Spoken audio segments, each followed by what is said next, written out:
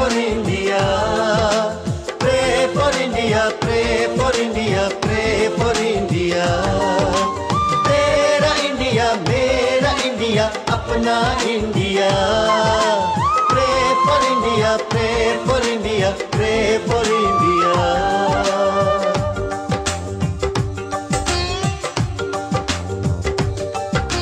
सारी दुनिया से है निराला इंडिया,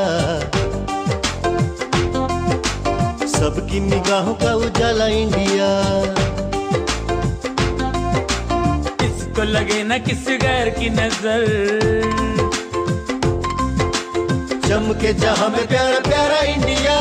यारो अपना तो बस एक ही खुदा, मिलके रहेंगे हम होंगे ना जुदा. बहकाए हमको न कोई शैतान,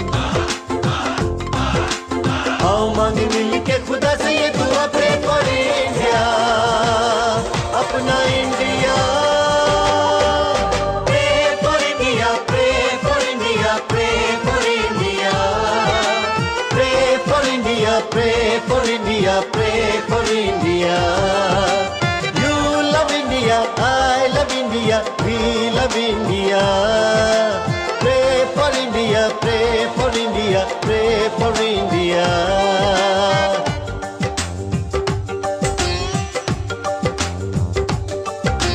गाँव शहर गली गली जाना है, प्यार का पैगाम सबको सुनाना है. हाँ, प्यार कैदियों को है आजाद करता, प्यार दुश्मन को भी माफ करता. प्रे फॉर इंडिया, मेरा India. You love India, I love India, God loves India too. Come lift your hands and make a prayer, and He's gonna answer you. हमको है इंडिया से मोहब्बत, हमको है, हम सबको इंडिया से मोहब्बत. कामयाब हम होंगे, हाँ कामयाब हम होंगे दुआ से. दुआ से, दुआ से हम तो यारों हर बाजी जीतेंगे. जो तलवारों से जिएंगे, तलवारों से मरेंगे. मोहब्बत से हम यारों दुश्मन को जीतेंगे. Pray for India, pray for India, pray for India. तेरा इंडिया, मेरा इंडिया, अपना India. You love India, I love India, we love India. Pray for India, pray for India, pray for India. मसीह में हमारे प्रिय भाई और बहनों, प्रभु यीशु मसीह के नाम से फिर से हमारा नमस्कार और नए साल के बधाइयाँ और शुभकामनाएं आपके सामने हैं. और परमेश्वर पिछले साल चलाया, परमेश्वर आगे भी चलाएगा. जैसे हमने पिछले सप्ताह देखा, परमेश्वर हमारे आगे आगे जा रहा है, इसलिए हमें किसी बात की चिंता नहीं है, क्योंकि हमेशा हमारे साथ रहे, कभी हमें त्यागेगा नहीं, हमारा हाथ छोड़ेगा नहीं. तो हमारे जैसे आप यहाँ संदेश सुनते हैं, वैसे हर सप्ताह रविवार के दिन अगर आप किसी गिरजाघर में, किसी आराधनालय में नहीं जाते होंगे, अगर आप घर पे बैठे होंगे, तो इंटरनेट के जरिए आप सीधे सीधे हमारे आराधना में भाग ले सकते हैं. इस टीवी स्क्रीन में आपको बताया जाएगा कि कैसे आप इंटरनेट के द्वारा किस साइट में जाकर हमारे आराधना में भाग ले सकते हैं. हमारी आराधना हर रविवार को सुबह 7:30 से 9:30 बजे तक और 10 से 12:30 बजे तक इस समय में आप देख सकते हैं. और आप लोगों की प्रार्थना की विनती जिन्होंने फ़ोन के द्वारा बताए, उनके लिए हम प्रार्थना कर रहे हैं. लगातार परमेश्वर को आशीष करेंगे. ठीक है, आज के वचन को जाएंगे. यशाया अध्याय 50 वचन 7 में ऐसे पढ़ते हैं, क्योंकि प्रभु यहोवा मेरे सहायता करता है, इस कारण मैंने संकोच नहीं किया, वरन अपना माथा चकमक के समान खड़ा किया, क्योंकि मुझे निश्चय था कि मुझे लज्जित होना नहीं पड़ेगा. यहाँ यशाया नाम के नबी कहते हैं, परमेश्वर मुझे सहायता करता है, या तो परमेश्वर मेरा सहायक है, मेरे मददगार है, तो मुझे कभी लज्जित नहीं होना पड़ेगा। परमेश्वर हमेशा हमें मदद करने वाला परमेश्वर है। और यशाया 41वां अध्याय उसका 13, 14, 15 में देखते हैं, परमेश्वर कहता है, मैं तुम्हारे दाहिने हाथ पर थाम कर कहूंगा, मत डर, मैं तेरा सहायता करने वाला परमेश्वर हूं। हर बात में सहायता करने वाला परमेश्वर है। यशाया 41:10 में परमेश्वर कहता है, मत डरो, मैं तुम्हारे साथ हूं और कभी तुम व्याकुल न होना, क्योंकि मैं तेरा सहायता करने वाला परमेश्वर है। आज हम मदद के लिए, सहायता के लिए, हमारी जरूरतों के लिए मनुष्य के पास जाते हैं और कई बार मनुष्य को देखकर हम धोखा खा लेते हैं। मनुष्य हमें वादा तो करते हैं तुम्हारे मदद जरूर करेंगे हम, लेकिन जब हैन वक्त हाथ ऊपर कर देते हैं, हम क्या करें? हमने सोचा था आपको मदद करने के लिए, लेकिन हमारे पास वो काबिलियत नहीं है, आपकी जरूरतों को पूरा करने के लिए हमारे पास कुछ नहीं है कहते हैं। लेकिन परमेश्वर हर बात में सहायता करने वाला है। भले कितने बड़े तूफान आंधी हमारे जीवन में आए, परमेश्वर सहायता करने के लिए तैयार है। तो दो बातें मैं आपको बताना चाहता हूं। पहले तो आप निर्गमन की किताब उसका 14वां अध्याय वहां 25वें वचन में इस तरह देखते हैं। एक्सोडस चैप्टर 14 वर्स 25 में, वहां जब इज़राइल लोग मिस्र देश से छुटकारा पाकर लाल समुद्र के किनारे आए, वहां एक चमत्कार हुआ और उसने उनके रथों के पहियों को निकाल डाला, जिससे उनका चलाना कठिन हो गया। तब मिस्री आपस में कहने लगे, आओ हम इस्राएलियों के सामने से भागे, क्योंकि यहोवा उनकी ओर से मिस्रियों के विरुद्ध युद्ध कर रहा है, यहोवा उनका साथ दे रहा है। यहाँ इस्राएल लोग करीबन 430 साल गुलामी में थे मिस्र देश में। जब मिस्र देश से परमेश्वर को छुटकारा दिया, वो बड़े खुशी के साथ करीबन 6 लाख पुरुष, यानी कम से कम 23 लाख लोग, पुरुष, स्त्रियां, बच्चे, पूरे परिवार निकल के जा रही है। लेकिन रास्ते में एक लाल समुद्र को उनको पार करना था। इस्राएलियों के पास कोई नाव नहीं था पार करने के लिए, और नाव भी कितना बनाते, 23 लाख लोगों के लिए। जब वो लाल समुद्र के सामने कैसे पार करेंगे सोचकर खड़े हैं, इतने में फिरौ राजा जिन्होंने उनको मुक्त किया था, छुटकारा दिया था, वे सुबह के समय आपस में कहते हैं, अरे हमने इस्राएलियों को क्यों छोड़ दिया? अभी हमारा गुलाम बनकर कौन काम करेंगे? चलो हम जाल को पकड़ कर लाएंगे। जंगल के चारों ओर घेरे गए हैं और वो उसका पीछा करने लगा। जब इस्राएल लोग सामने लाल समुद्र देख रहे हैं, पीछे फिरौ राजा की सेना आ रही है, तो वो चिल्ला उठे, मूसा हमें बचाओ, हम तो नहीं तो मिस्र के सेना के हाथों में मारे जाएंगे। तो मूसा परमेश्वर से प्रार्थना किया। परमेश्वर ने कहा, मूसा क्यों देरी कर रहे हो? चलो मैंने तुम्हें एक लाठी दिया हूं, बस तेरे हाथ बढ़ा दे समुद्र की ओर। जब मूसा ने अपने हाथ लाठी के साथ समुद्र की ओर बढ़ाया, परमेश्वर ने पूर्व दिशा से ऐसे एक तेज हवा परमेश्वर ने भेजा, इसे लाल समुद्र दो भाग हो गया। बस समुद्र के बीच में एक रास्ता निकला और रास्ता कुछ ही देर में सूखा जमीन बन गया। तब मूसा ने कहा, चलो हम पार करेंगे समुद्र को।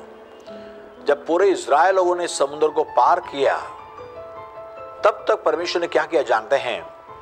परमेश्वर के स्वर्गदूत दोनों के बीच में आकर रुक गया। आप देखते हैं परमेश्वर ने क्या किया। 19 वचन में, तब परमेश्वर का दूत जो इस्राएली सेना के आगे आगे चला करता था, जाकर उनके पीछे हो गया और बादल का खंबा उनके आगे से हटकर उनके पीछे जा ठहरा। इस प्रकार वह मिस्रियों की सेना और इस्राएलियों की सेना के बीच में आ गया, और बादल और अंधकार तो था, तो भी रात को उन्हें प्रकाश मिलता रहा, और रात भर एक दूसरे के पास न आए। यानी परमेश्वर अपने स्वर्गदूत को दोनों के बीच में खड़ा किया और बादल का खंभा बीच में आ गया। इससे मिस्र की सेना को रात के अंधेरे में कुछ दिखा नहीं, वो उनके पीछा कर नहीं पाए। फिर जब बादल के खंभा हटने के बाद वे उनके पीछा करने लगे, लेकिन जब वो इस्राएल लोग बाहर जाने के बाद परमेश्वर मिस्र की सेना को आसमान की ओर से परमेश्वर देखने लगा और रात के अंतिम पहर में यहोवा ने बादल और आग के खंभे में से मिस्र की सेना पर दृष्टि करके उन्हें घबरा दिया। 24 वचन कहती है, तब मिस्री सेना के रथ के पहिया बस निकलकर भाग रहे हैं और रथ के पहिया निकलकर जा रहे हैं, तो रथ का क्या हाल होगा।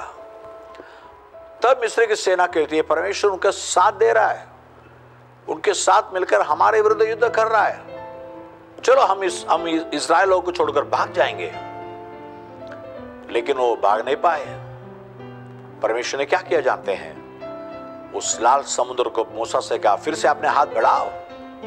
तो फिर से जब मूसा ने हाथ बढ़ाया, लाल समुद्र फिर से अपने स्थल पे आ गई। यानी समुद्र के पानी ने पूरे मिस्र के सेना को लपेट लिया और सारे समुद्र के गहराई में डूब मरे।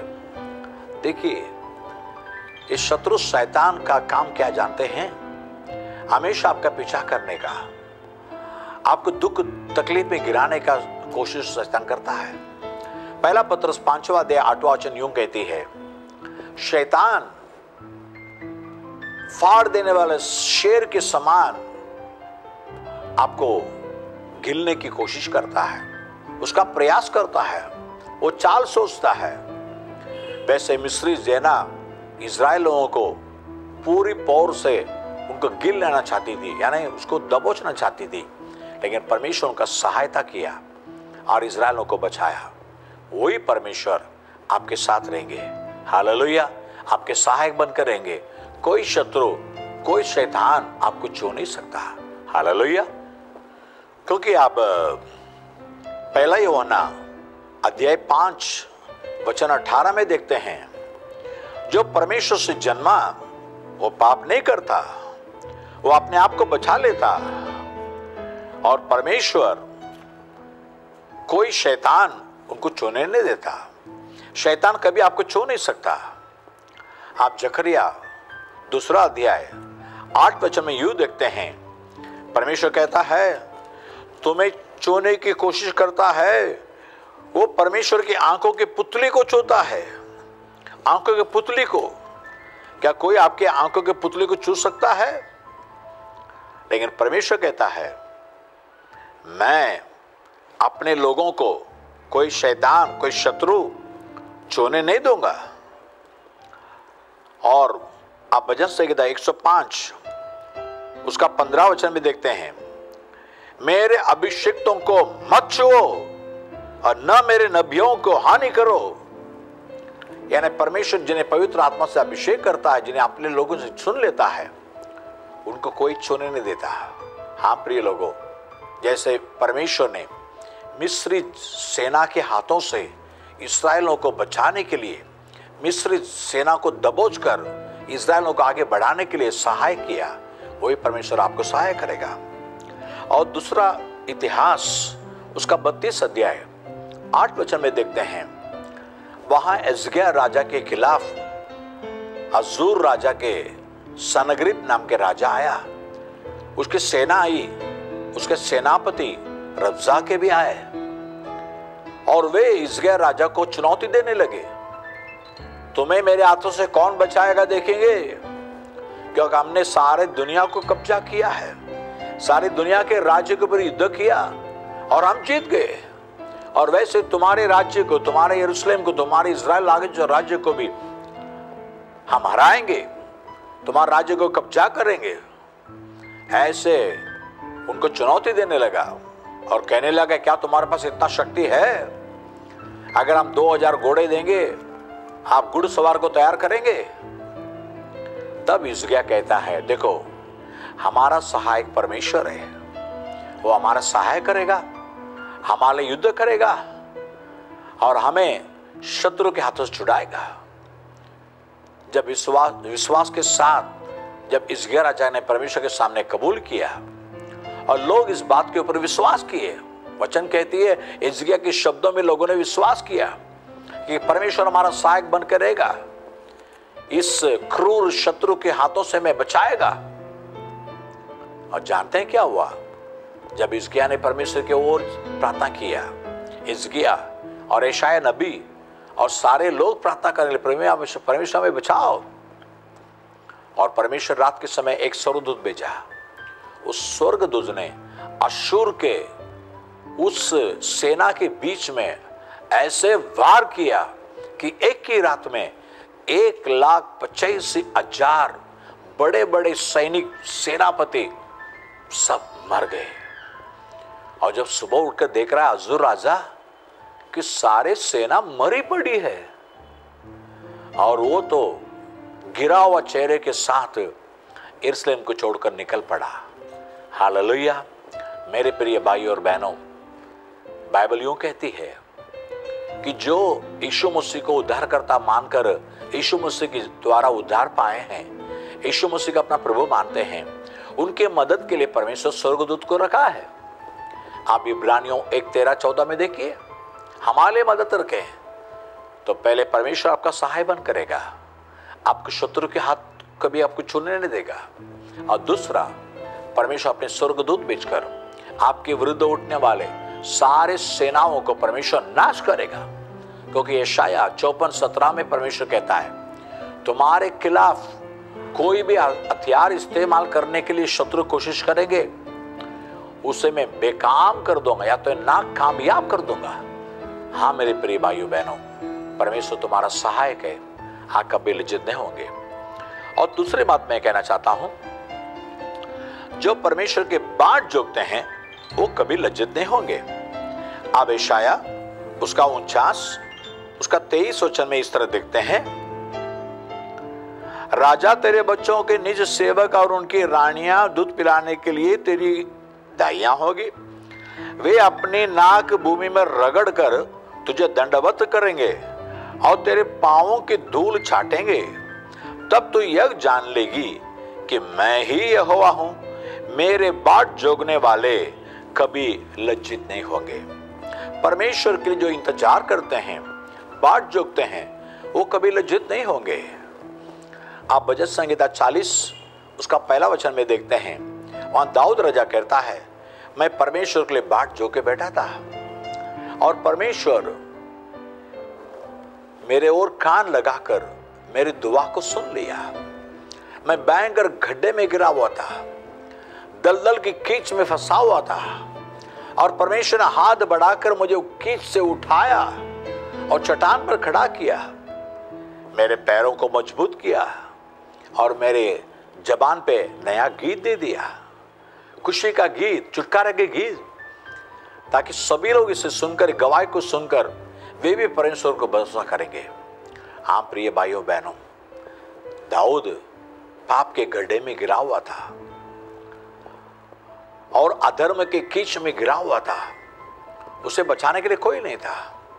आज तो आप जानते हैं, अगर दुनिया वाले कोई पाप में गिरेंगे, बोलेंगे हमें उससे क्या वास्ता है, जैसी करनी वैसे भरनी, उसने किया गुनाह उसके लिए भरेगा, उसको दंड यहां मिलेगा, कहते लोग चले जाते हैं। लेकिन पाप से छुड़ाने वाला कौन है? आज दुनिया में मनुष्य पापों में, गुनाहों में, अधर्मों में और गलत कामों में फंसा हुआ है, उसे सुधार कौन सकता है? क्या अधिकारी की चड़ी, जेल खाने की सलियां नहीं मनुष्य को सुधार नहीं सकती। लेकिन मनुष्य के लिए इस दुनिया में परमेश्वर मनुष्य बनकर आया और मनुष्य के पापों को अपने ऊपर उठाकर कलवरी क्रूस में अपना जान कुर्बान किया। ओ यीशु मसीह, जिन्होंने आपके मेरे पापों के लिए अपना जान कुर्बान किया, लहू बहाया, वो यीशु मसीह आपको छुटकारा दे सकता है। वो यीशु मसीह ने मुझे छुड़ाया, आपको छुड़ाएंगे। जरूर आपको गड्ढे से उठाएंगे और आपको स्थिर करेंगे ताकि आगे कभी आप फिसल के नहीं गिरेंगे। तो परमेश्वर के बाट जोगने वालों को परमेश्वर कभी लज्जित होने नहीं देगा। और दूसरी बार मैं कहना चाहता हूं, लूका रचित सुसमाचार 2 अध्याय 25 वचन में, वहां सिमियोन नाम का एक बूढ़ा आदमी था। वो परमेश्वर का भय माना हुआ था। वो तो इजरायलियों को तसल्ली के लिए बाट जोग रहा था। हमारे इजरायलियों को तसल्ली कब मिलेगी? आज लोगों को तसल्ली देने वाला कौन है?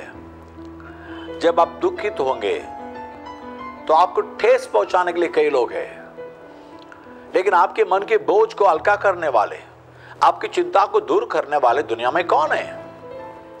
लेकिन बाइबल यूं कहती है, पहला पत्रस 5वां अध्याय 7वां वचन, परमेश्वर तुम्हारी चिंता करने वाला है, तुम्हारी सारी चिंताएं उसके ऊपर लाद दो। इंग्लिश में बहुत अच्छा लिखा है, 1 Peter chapter 5:7, cast all your cares upon him for he cares for you। और मत्ती 11वां अध्याय 28 वचन में यीशु ने कहा, हे सब परिश्रम करने वालों और बोझ से दबे लोगों, तुम सब मेरे पास आओ, मैं तुम्हें विश्राम दूंगा। यीशु मसीह ही आपकी जीवन में तसल्ली दे सकता है। यशाया 66 उसके 13 वचन में देखते हैं, परमेश्वर कहता है, जैसे मां अपने बच्चों को तसल्ली देती है, वैसे मैं तुम्हें तसल्ली दूंगा। तुम यरूशलेम में तसल्ली पाकर रहोगे। इस शिमियोन के मन में एक तसल्ली की बाट जोग रहा था, मुझे तसल्ली कहां से मिलेगी?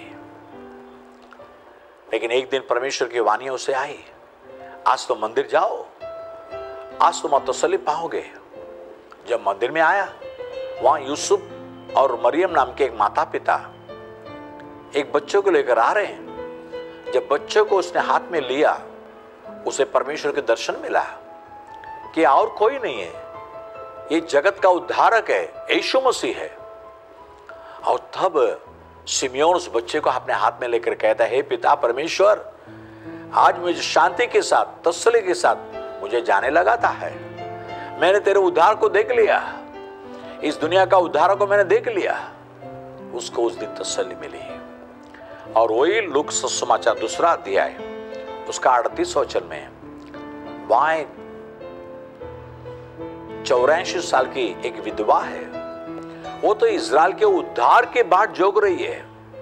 जब उसने भी यीशु मसीह को देखा, उस सबों को कह रही है, यही तो उद्धारक है, जगत का उद्धारक यीशु मसीह है। आज मेरे प्रिय भाई बहनों, परमेश्वर तुम्हारे सहायक है, तुम लज्जित नहीं होंगे। और तुम परमेश्वर के सामने जो भी बाट जोगते हो, जिस आशीष के लिए, जिस कार्य के लिए, वो जरूर आपको मिलेगा, आप लज्जित नहीं होंगे।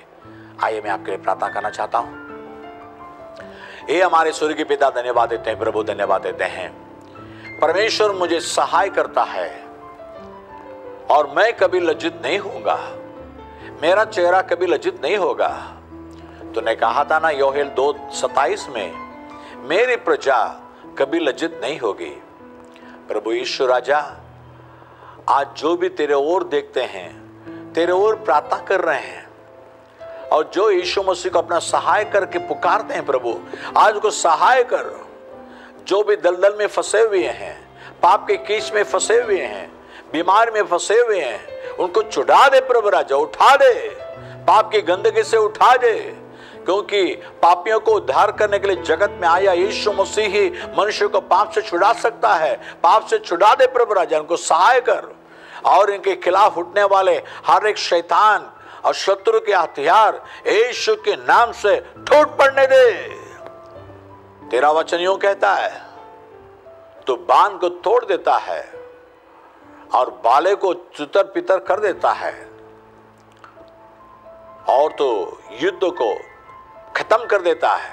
आज तेरे बच्चों के विरुद्ध शत्रु शैतान जो युद्ध करता है, सारे युद्ध खत्म होने जाने दे। इनकी तो सहाय कर प्रभु राजा। इनके पास बल नहीं, शक्ति नहीं है शैतान को सामना करने के लिए, लेकिन तू इनके साथ रह प्रभु राजा। तूने कहा था ना, मैं तेरे सहायक हूं, मत घबराओ। तूने कहा इनको सहाय कर प्रभु राजा। और जिन आशीषों के लिए बाट जोग रहे हैं, नए साल में आए हैं, एक साल बीत गया, हमारी बाट जोगना क्या सफल हो जाएगा? जिन आशीषों के लिए, जिन चंगाई के लिए, जिन शांति के लिए, तसल्ली के लिए बाट जोग रहे हैं, यीशु के नाम से उनको सारे तसल्ली मिलने दे, आशीष मिलने दे, छुटकारा मिलने दे, विजय मिलने दे यीशु के नाम से। जो भी कमी आए उसके जीवन में दूर होने दे प्रभु राजा। आज तेरे ओर देख रहे हैं प्रभु, तेरी प्रकाश उनके ऊपर पड़ने, तेरी ज्योति उनके ऊपर पड़ने दे, उनका जीवन का सारे दुख हट जाने दे प्रभु। तो केवल हमारे लिए मरा हुआ परमेश्वर नहीं है, तीसरा दिन जिंदा उठा परमेश्वर, आज भी जिंदा खुदा है। आज हर एक की प्रार्थना तो सुन रहा है, मेरी प्रार्थना सुन रहा है, मैं इनके लिए प्रार्थना कर रहा हूं प्रभु, आशीष करो उनको, तेरे गवाही के आशीष के गवाही बनाकर खड़ा कर।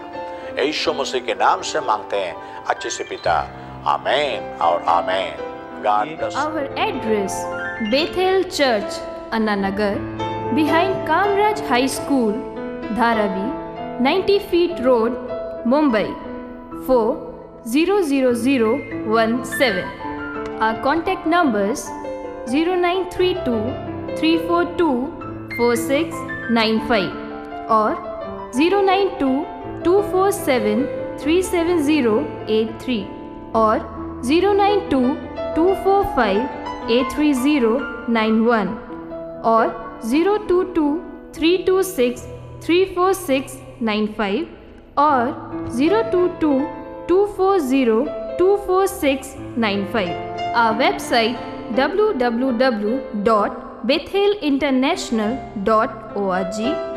Our email address is bishopvijayaraj@yahoo.com और pastorvijayaraj@yahoo.com.